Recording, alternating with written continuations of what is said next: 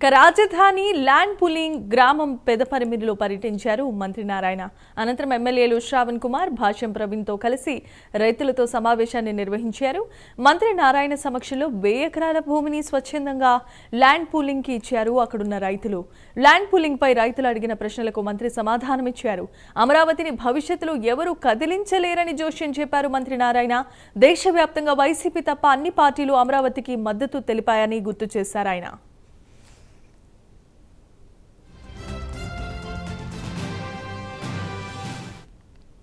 ఎవరైతే land pooling ఇస్తారో క్యాబినెట్లో ఏ రోజైతే మన ల్యాండ్ పూలింగ్కి క్యాబినెట్లో అప్రూవ్ చేశారో 16,660 ఎకరాలు, ఆ డేట్కి నుంచి ముందు ఎవరైతే లోన్లు చేస్తుంటారో వాళ్ళకి ఇవ్వమని ల్యాండ్ పూలింగ్ ఇచ్చే వాళ్ళకి చేయమన్నారు. తర్వాత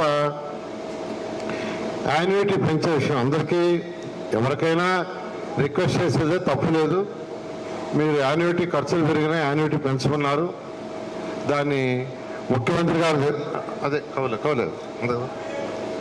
అదే ముఖ్యమంత్రి గారి దగ్గరికి యాక్చువల్గా ఒకసారి డిస్కస్ చేసాము, మాట్లాడుతూ ఉన్నారు. దాన్ని కూడా త్వరలో శాసనసభ్యులు ఇద్దరు నేను పోయి మాట్లాడతాం. అవసరమైతే రైతు సోదరులు మిమ్మల్ని కూడా తీసుకుపోయి మాట్లాడించి దాన్ని సానుకూలంగా చేస్తామని మీకు ఈ సందర్భంగా తెలియజేస్తున్నాను. అదేవిధంగా మీకు అందరికీ తెలుసు, రాజధాని మార్చేస్తామని ఆయన మొన్నటి దాకా రకరకాలుగా చెప్పేవాళ్ళు. రైతు సోదరులు కూడా వచ్చి అడిగింది అదే, సార్ పార్లమెంట్లో చట్టం చేయించండి, మేము సేఫ్గా ఉంటామంటే గవర్నర్ ముఖ్యమంత్రి గారు దానికి చాలా సానుకూలంగా స్పందించారు. కేంద్ర ఫైనాన్షియల్ ఆనరబుల్ మినిస్టర్ గారు వచ్చినప్పుడు నిర్మలా సీతారామన్ గారు ఆ రోజు సిఆర్డీ బిల్డింగ్ విజిట్ చేసి పోయేటప్పుడు కొంతమంది రైతులు సార్ రిప్రజెంటేషన్ ఇస్తారని ఆ రోజు శ్రావణ్ గారు చెప్పారు. ఆమె కిందకి దిగి వెళ్ళిపోయేటప్పుడు సార్ కొంతమంది రైతు సోదరులు చట్టం చేయమని గవర్నర్ అయిన మంత్రి, కేంద్ర మంత్రి నిర్మలా సీతారామన్కి లెటర్ ఇస్తారా ఇవ్వమంటే అప్పుడు పంపించమన్నా. శ్రావణ్ గారే ఒక 10 మందిని పంపించారు లెటర్ ఇచ్చి.